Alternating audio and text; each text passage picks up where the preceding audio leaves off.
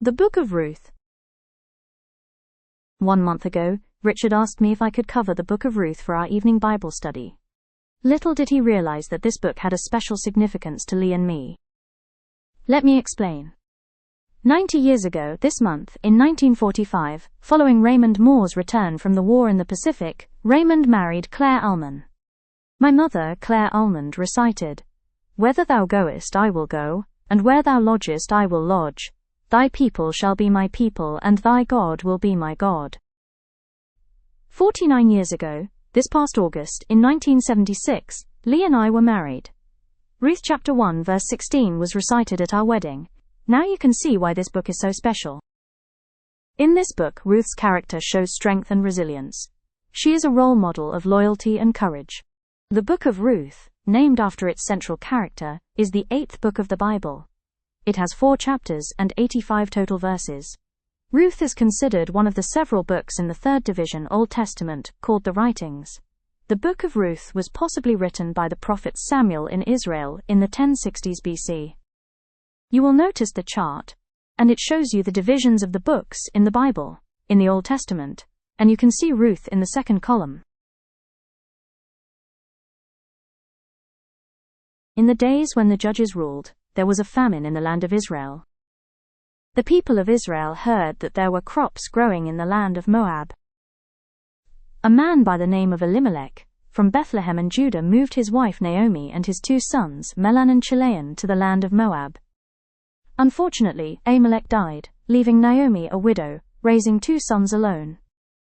The sons grew up and took Moabite wives, one named Oprah and the other, Ruth. They lived in Moab for 10 years, both brothers died, leaving all 3 women widows.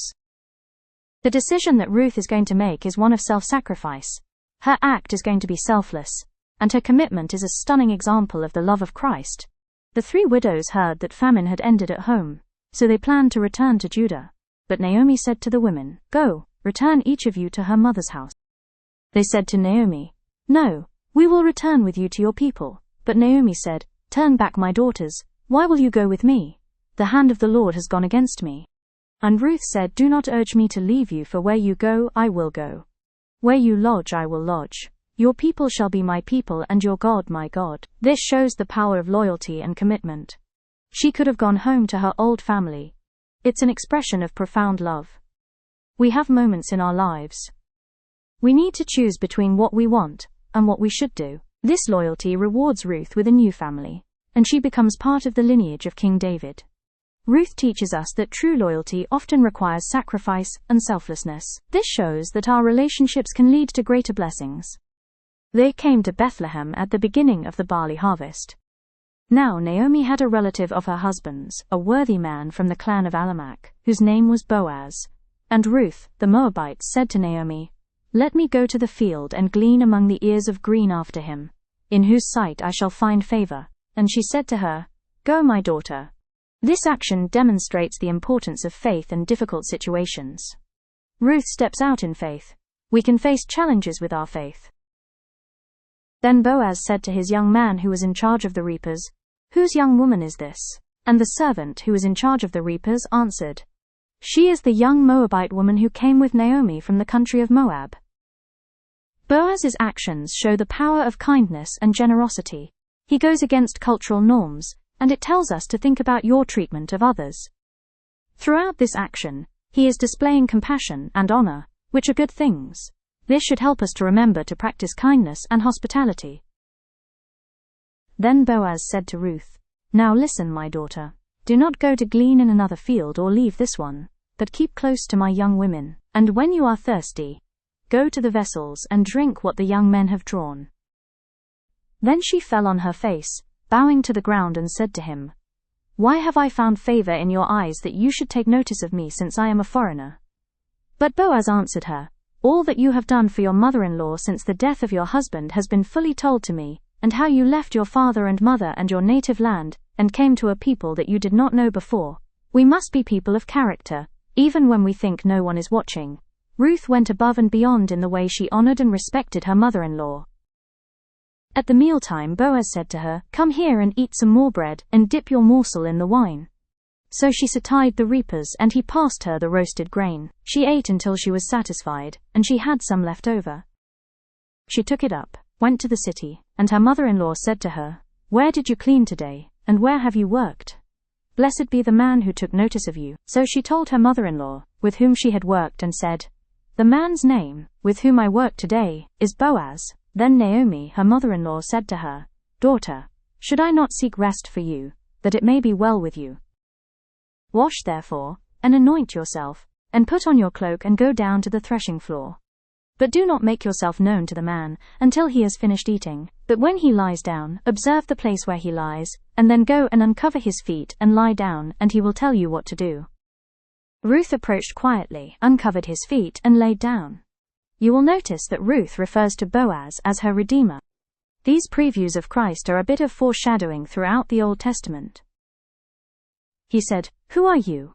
And she answered, "I am Ruth, your servant. Spread your wings over your servant, for you are a redeemer. And now, my daughter, do not fear. I will do for you all that you ask for all my fellow kinsmen. Know that you are a worthy woman." One of the reasons that Ruth was so concerned about herself was that everyone in the community knew that she was from Moab. The people from Moab had a terrible reputation. They worshipped many to gods, and they believed in human sacrifice, and she really did not know how well she would be accepted into the community in Bethlehem. And he said, "Bring the garments you are wearing and hold it out." So she held it, and he measured out 6 measures of barley and put it on her. And then she came into the city, and when she came to her mother-in-law she said, "How did your fare, my daughter?" And then she told her all that the man had done for her.